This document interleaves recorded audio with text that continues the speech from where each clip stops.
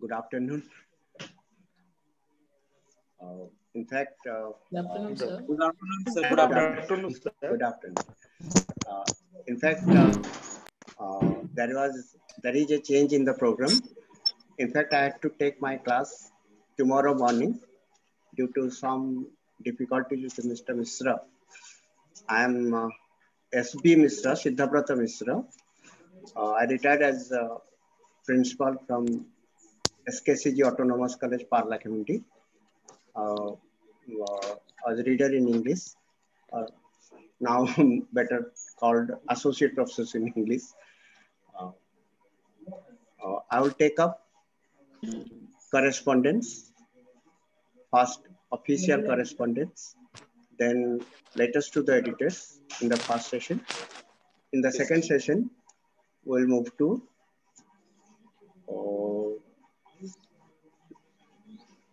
particularly 2 or 3 issues, reporting, and then essay writing, and finally spoken or verbal communication, mainly here speeches. First, I'm asked to tell you about the necessary reading and writing skills. Then we'll move on to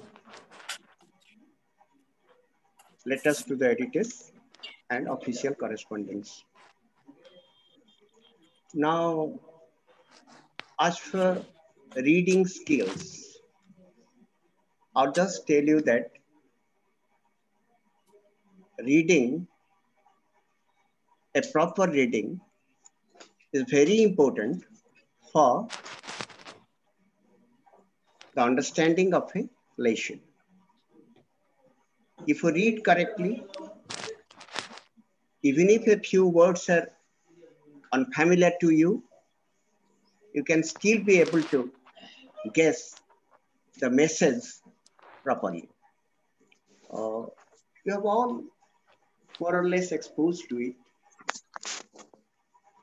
You have all heard about T.S. Eliot's famous lines, where he said, good literature communicates before it is understood. So even if you do not properly understand a few words, you can still know the message, guess the message, if you read properly. Reading properly means taking the right stoppages, gaps at the right moments. I'll tell you first in the beginning about a famous Sanskrit episode, so that you can know how important reading is.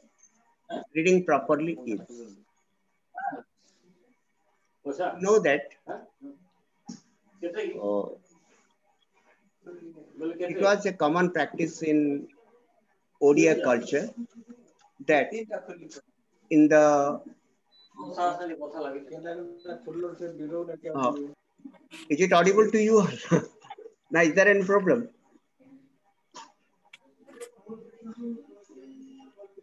Audible, sir. Okay. Sir, it's audible. Can I reach you all? Yes, sir. Okay. Yes, sir, you are audible and it is very clear to us, sir. Okay, thank you. Sir, clear. Now the story runs like this. A Sanskrit teacher, after his retirement, was reading passages from the scriptures and explaining them to listeners and earning some money through this procedure. But as he grew older, his eyes became weaker. So he decided that if he can employ a pupil to read the lines for him, he can explain the lines and pay the people some money for his effort. And that is how his business worked. So this continued for 1 month. At the end of the month, the teacher gave the pupil only 50 rupees, while he himself 500 rupees. So the pupil was a little unhappy. He said that I was reading the lessons, so my work is as important as yours. Why should I be paid only 1/10 of what you are? So let us divide it equally. And the teacher told him, you are a fool. Any fool can read a lesson. The most important thing is giving out the meanings. So why should you claim half the money? Now the pupil now decided that he will teach a lesson to the teacher. So if reading is such an easy job, I'll read out. So this is how he read out the next line. Dasara, Masara, Petura, Bonasyara, Thopur. And the teacher asked him, read it again. And he read it in the same manner. Dasara, Masara, Petura, Bonasyara, Thopur. And the teacher could not make out what these lines were. He said, read properly. He said, yes, this is what is written. Dasara, Masara, Petura, Bonasyara, Thopur. The line exactly was Dasa Rama Sarapetu Ravanasya Rathopuri. 10 of Rama's arrows fell on Ravana's Ratha or Ravana's car. So Dasa Rama Sarapetu Ravanasya Rathopuri.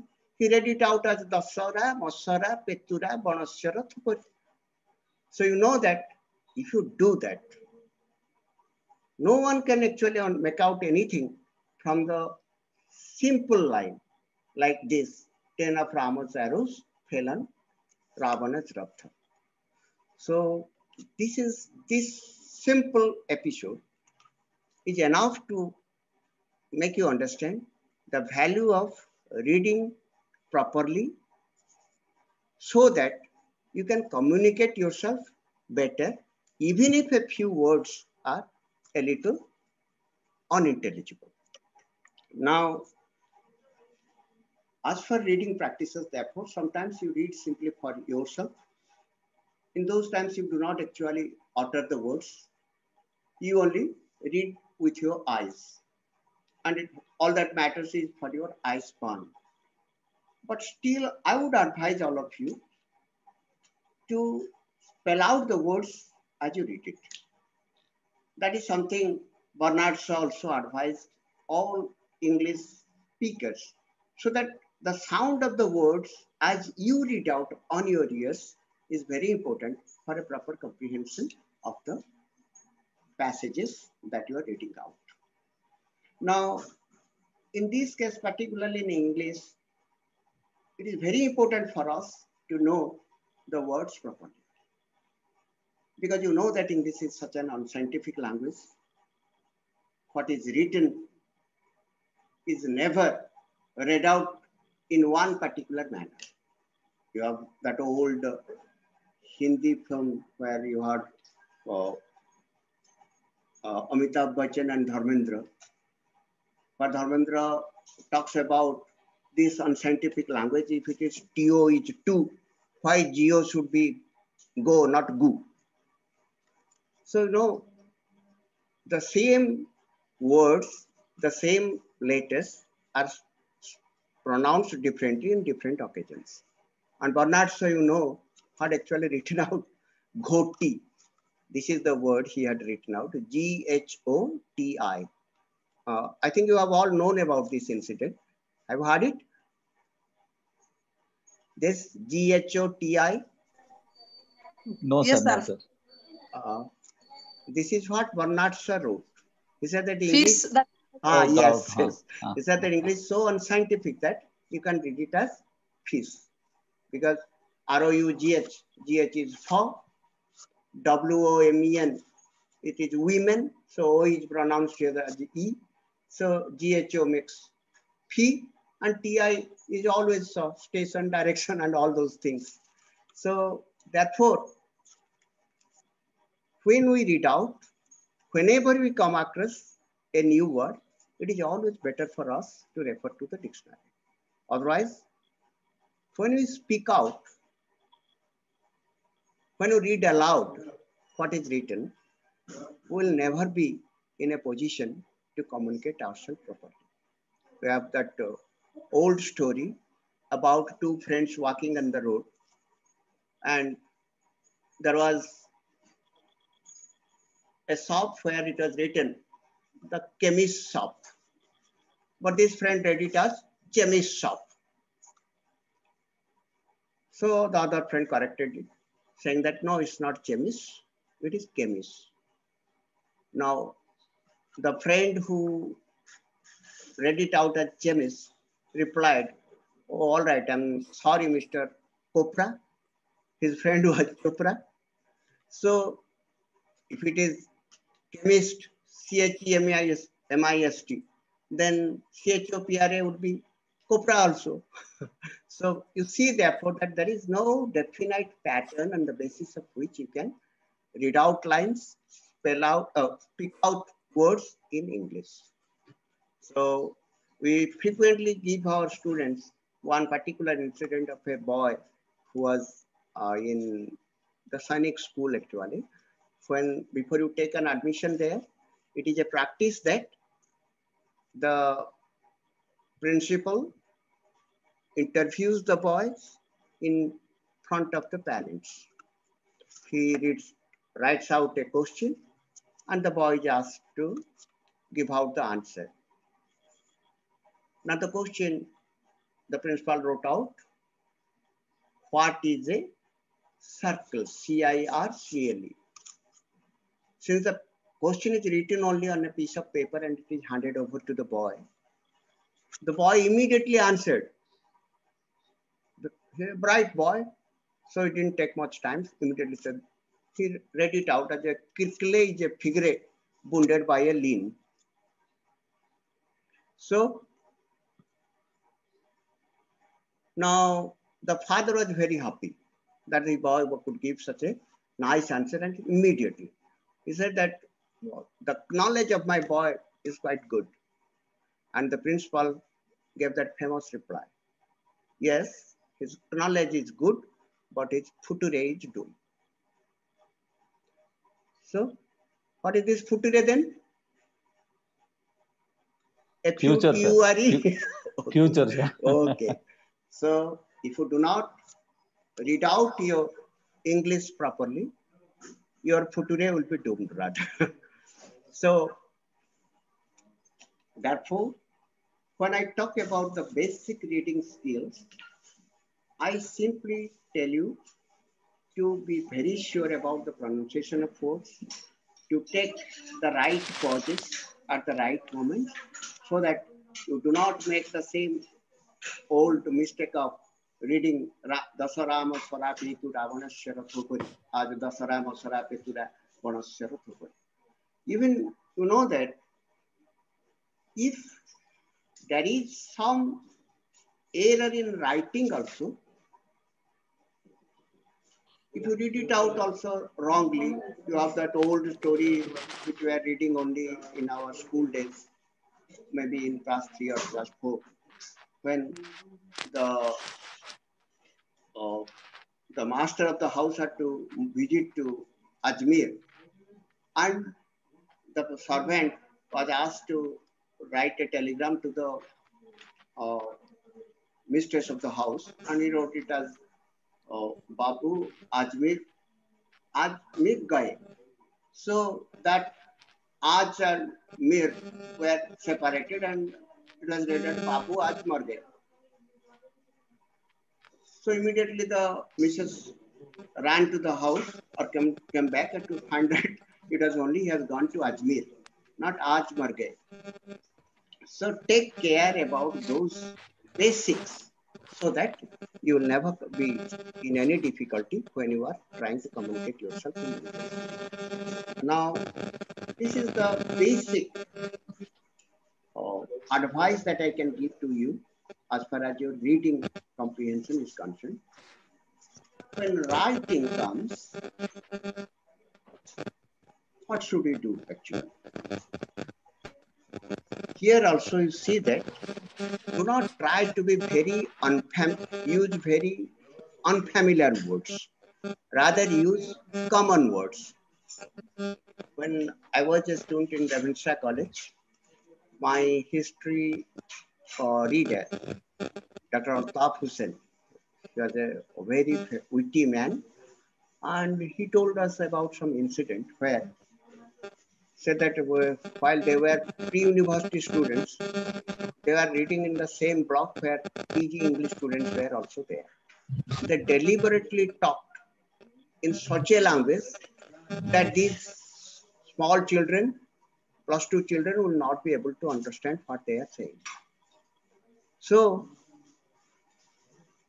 he gave us an example. Instead of just saying, "Where are you going?"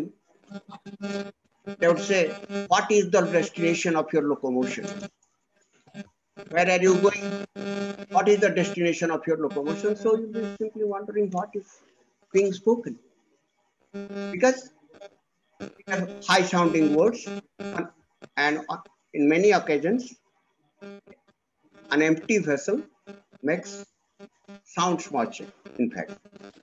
So if you have something important to say, the simpler your language, the better it will be received by people.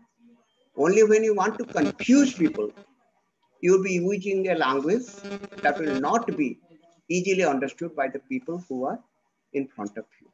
In fact, it is very bad manners if you speak in a language to people in front of you who cannot understand it.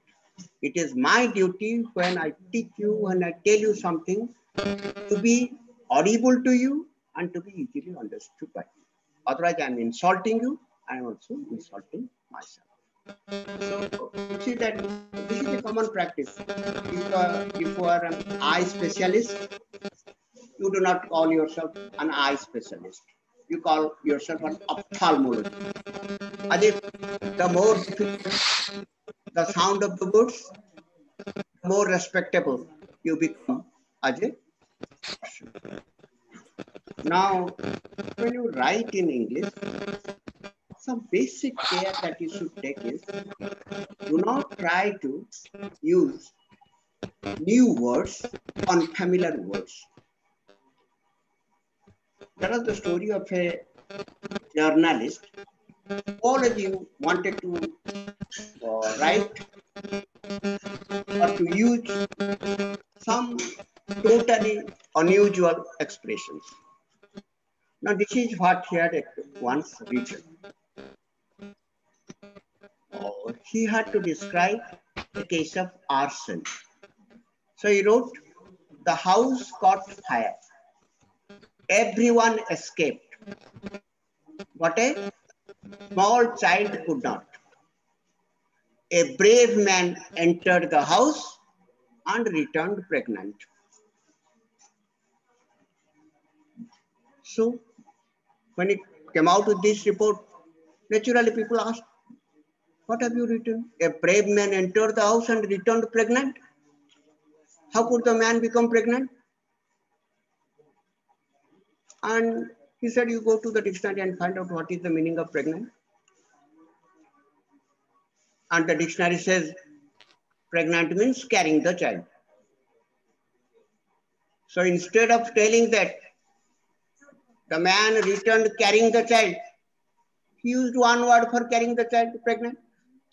So the man returned pregnant. So you see that if you try to write such unusual sentences, you'll be putting yourself in difficulties and putting people around you also in difficulties. So try to be very simple. Try to write very common words and you will never face any difficulty in your life. One common difficulty in case of English is when two words are joined. Excuse me, sir. Okay. Sir, may I have a question, sir? Yes. May I have a question? Oh, welcome. Sir, carrying a child inside a mother's womb, can it be called as pregnancy? And carrying a child out of the mother's womb, what is it called, sir? No, only the dictionary does not actually describe whether you are carrying the child inside the womb or on your Yeah. shoulders. The dictionary Okay. simply says it is carrying the child. Okay. So instead Yes, of sir, using understood. carrying the child, he used pregnant. But pregnancy means that you are carrying it inside the womb. But the dictionary doesn't say that. Dictionary Yes, says sir, that right, sir. pregnant means carrying the child. Okay, Yes, sir. that is the point. So here also you see that when two words are used together to refer to one particular situation or one particular different word, here also you see the difficulty. We had once gone to a hotel where they had two different places for washing hands. One for men, the other is for women. Now the place where women are, men are to wash their hands, both these heading. Man eaters are to wash their hands here. So you see that man eaters are to wash their hands. Naturally, who had written it, he thought that men who eat in this hotel would have to wash their hands here. But it didn't mean that man eater actually is not a man who eats. It is an animal who eats a man, a tiger. So you see that when you combine two words to refer to a particularly new situation or new word, sometimes you make mistakes like this. Man, you know, eater, you know. But you know, combine man eater, it's not a man who eats. It's rather a tiger who eats a man. Similarly, there is the story of that BDO, block development officer, who was showing a map of his block to some Yeah, visitor. ये देखो तो पढ़ाऊंगी ये तो bore लाଗୁଛି ଦେଖୁଛ Are getting bored? Teachers, please mute your sounds as sir is teaching so nicely. It is making problem to us. Those teachers who are having the personal conversation, please mute yourself. No, we won't mute ourselves. Do whatever you like. No. It's welcome. If you feel bored, actually, we can shift off. We can switch up to other topics. I was just telling you the difficulties that we face when you write in English. Sir, we shall continue. We shall continue with this discussion, sir. I think for someone, for one teacher, we should not discontinue this. Please continue, sir. Okay. So Okay, whatever you are teaching, sir, whatever you are teaching, it is so nice to us. It is. These are very interesting facts that you should remember when you teach actually in your classrooms. So you see that the BDO actually, the block development officer, sir, he had some visitors for his block. He had the map of his block on the wall at his back, and he showed the map to the people, and they said that he said, "This is my block, and I am the blockhead. This is my block." He meant that I am the head of the block. But you said, "This is my block, and I am the blockhead." And you know that what a blockhead means. A blockhead is not the head of a block. A man whose head is blocked, so nothing enters into it. He's a fool. How can you say that I'm a fool? So you see, therefore, whenever you use such situations where you combine two words to refer to a new word, be careful. Even if you know the meaning of the individual words, you may sometimes face difficulties in referring to the exact situation that you actually want to describe. So these are some basic things that I just wanted to share with you. I'm sorry if I sounded a little bored, because I wanted to start with a lighter tone rather, and a lighter mood, so that we can go to the topics. And you know that after this basic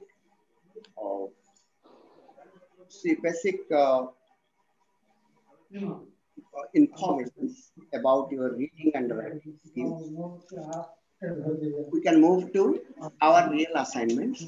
First assignment is official letters. Here also, I will simply read out to you because they say that it is difficult to use the blackboard. And I am particularly a teacher who loves to use his blackboard, but here I like to do with simply the face-to-face talks, lectures rather. I do not like to lecture much. I actually like to teach with the blackboard. But anyway, we'll be just going to the conventional lecture mode. So my first work is with the official letters. Here, I'm just citing some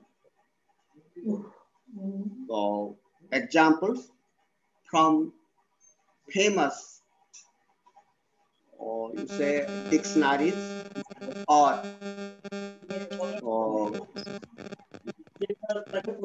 it is particularly the advanced learners dictionary that I am referring to, and all those writing methods that are given to us. I'm just reading them out so that we can take the right poses at the right moments. Let us first go to official letters. Now, what do you mean by official letters then? Leave my daughter alone. Leave my daughter alone. What is official letters?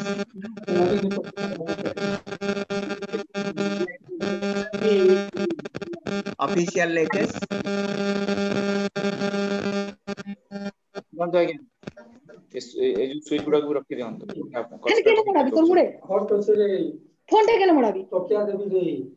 Sir टिके बंद करिवा sir Debashish sir उनी डाकी दियंदु sir टिके बंद कर जेतु entire class is disturbing sir Yes, one teacher does not want to mute her, sir. Okay, please call Debashish sir, then we will continue the class, sir. Stop the class, sir. Wait. Let's stop the class. Or one teacher, the entire class should not be disturbed. Or a single teacher, the whole class should not be disturbed, sir. Right, sir. Right. Debashish sir will come.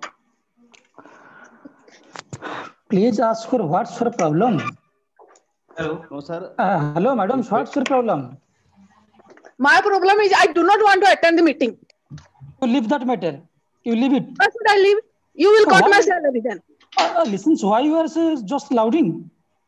Why are you not giving me my full salary? Then tell me. Okay, we are not responsible for that, madam. You just ask to the director, commissioner. Sorry. Remove Lily madam. I hope everything will be continue. Yeah, sir, because it is an academic session, sir. It is an academic session. We should not talk about salary like that here. Sir, academic session, sir, for our right, sir, right, sir. Act करूँ नहीं जोड़ा कि अपन मान कर सभी को खराब करेगा. Secondly, अपन मान का जहाँ भी administration issue अच्छी, जहाँ भी administration related problem अच्छी, तापाई time अच्छी, अपन मान personally discussion करी पारिबे, और तापाई भी हमें आगु को plan करी कि one day particularly सही जिनिस को नहीं कि हमें session रखो या रखी जाओ. अपन मान entire सबको top जो अपन का अच्छी not only topic related, सब माने language related भी अपन का अच्छी. तो अपन मान सेटा वाला को discussion करिबे. Thank you so much. Sir, thank you, sir. So, shall I continue now? Yes, sir. Yes, sir. Okay. So now we have to start with official letters. Official letters are formal letters. You all know that these are formal letters, not informal like a letter to your father, a letter to your friend, or a letter to your sister, things like that. You write to some official head for a particular purpose. So because they are formal letters, they follow particular conventions. So the language of official letters must be formal and must be polite also. I've just heard you about your complaint about your salary and other things. So you know that official correspondence means that whatever grudges you have, whatever complaint you may have, you should do it in a polite manner. So that never use, you did not do this, you particularly do not use that word. We'll be simply coming to that. What is the proper way to correspond? Even complain when we are dealing with some offices, some heads of offices. Now, let us first think about the layout of the official letters. First, to the top right,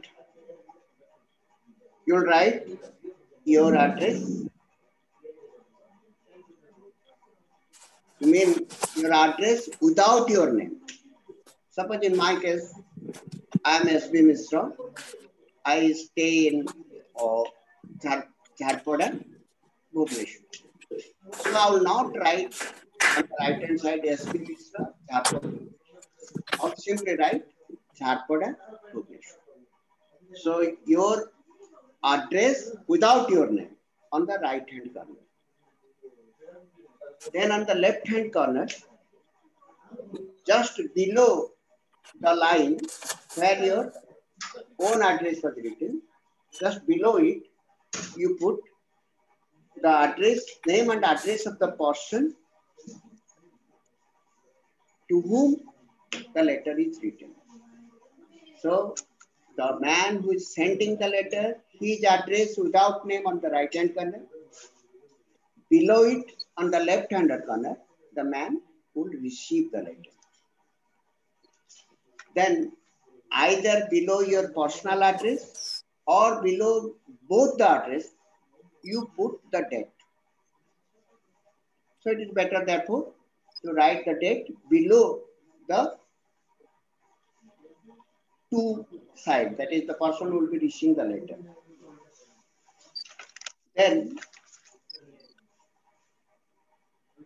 when you are addressing the letter to an office head, if you know the name, sometimes in English practice you also write the name. Dear Mr. Dash.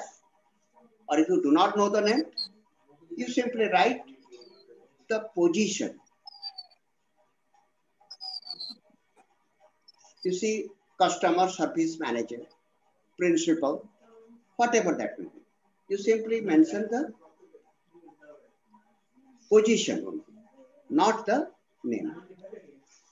Then below that, you give the date, then you give some kind of reference.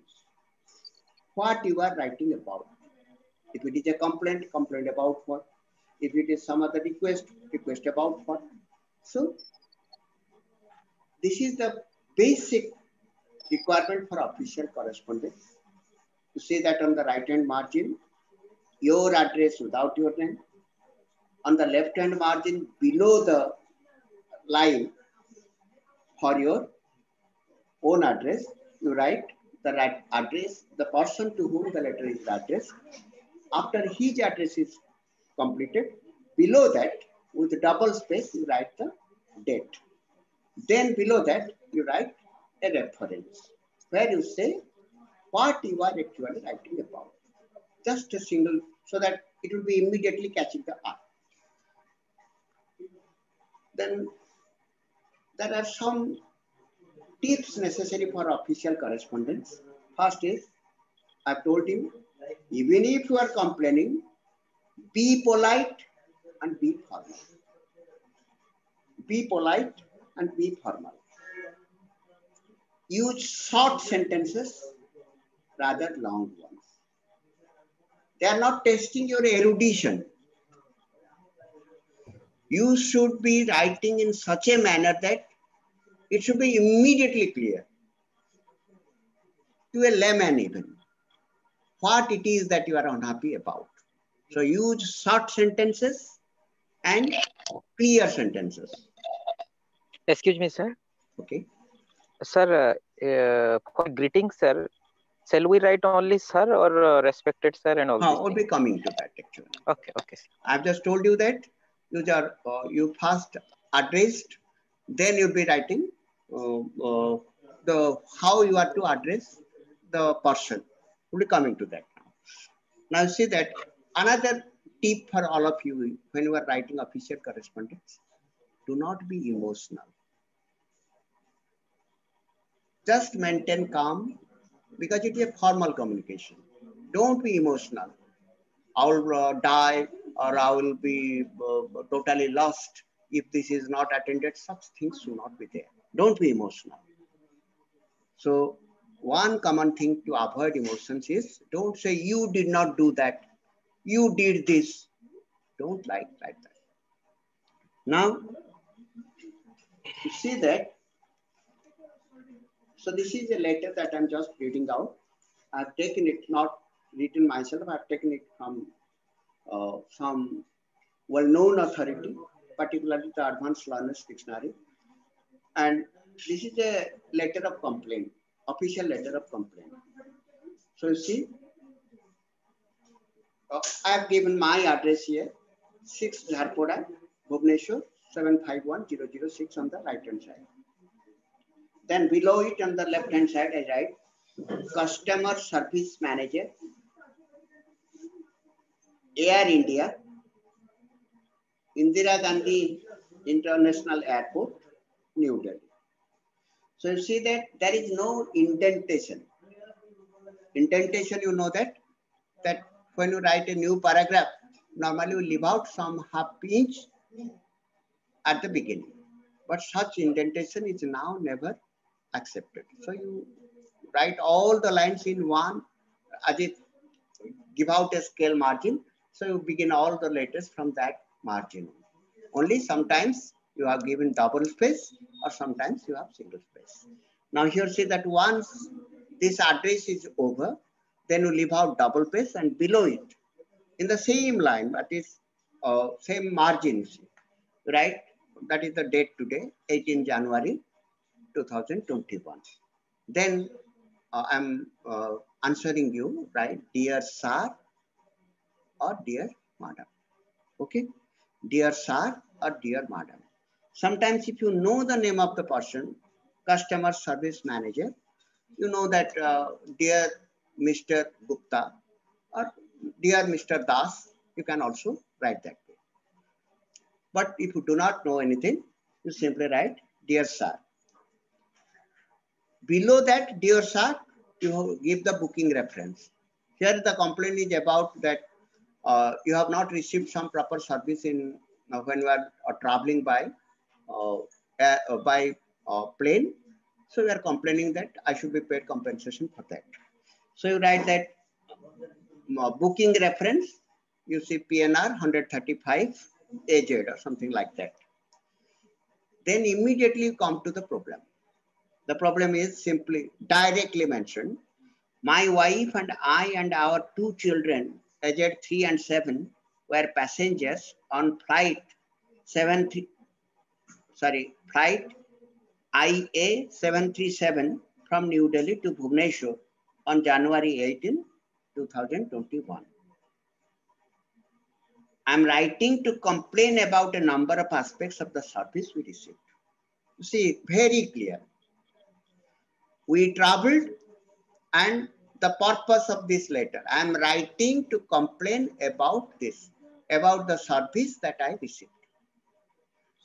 You see that how clean and how clear the language is. Then you see, he is giving out, say that a number of aspects of the service I received. So you list out those numbers. Firstly, secondly, you say. Then he says, firstly, when the flight was delayed, the staff at the airline's information desk were very unhelpful. We are not even given a voucher for drink or meal, when it was clear the delay would be at least for 7 hours. This meant that we had to spend a considerable amount of money in the restaurant. This is the complaint. The flight was delayed for 7 hours. As per air passengers rules, the company has to pay you for your tiffin and other things. So if you spend from your pocket, you can always claim compensation. That is what he says. And he makes it clear it is a legal requirement for airline operators to provide suitable refreshments in the event of a long delay. I would therefore expect some compensation for your failure to comply with this request. Look at this language. I would therefore expect some compensation. I'll come to the use of would and could next when we'll be explaining the later. And then I enclose our boarding passes and look forward to hearing from you shortly. Then you end the letter with yours faithfully, give your name. Yours faithfully, give your name. Remember that do not use commas or full stops at all. These days, we are not doing that. Either in your address, not in the address of the person you are writing to. Don't use commas and full stops. Okay? Simply mention this thing. Yours faithfully, no comma, not full stop. Here, SB Misra. If you have some degree doctor and others, you give it in the bracket. Okay. Now, so you see, as I have read out the letter, paragraph 1 explains clearly why I am writing. Here you see that it's clearly written that I am writing to complain about a number of aspects of the service we received. So paragraph 1 makes it clear why you are writing. Paragraph 2 explain the problem and how you are affected. Explaining the problem, you see that when the flight was delayed, the staff at the airline's information desk were very unhelpful. We are not even given a voucher for drink or meal when it was clear that the delay would be for 7 hours. This is clearly told. What are the problems that I have faced? Then this meant that very strongly I had to spend from my pocket a considerable amount. Then paragraph 3 tells clearly what action you wish the company to take. What do you want the company to do now? That I have clearly said. It is a legal requirement for airline operators to provide suitable refreshment in the event of a long delay. I would therefore expect some compensation. What action you want to be taken? I would therefore expect some compensation. Then paragraph 4 is the ending. Here you give some general comment and then say you would like a quick response. You say that look forward to hearing from you shortly. Okay. Now let us come to the language that we have used. First, come to the openings and the closings. If the opening is a dear sir or dear madam, the closing is yours faithfully. Dear sir, dear madam, closing yours faithfully, give your name. If you give dear Mr. Samant, you are giving the name, dear Mr. Samant. Then the closing would be yours sincerely, not yours faithfully. You see, when dear sir, it is yours faithfully. Dear Mr. Samant or dear Mr. Das, it is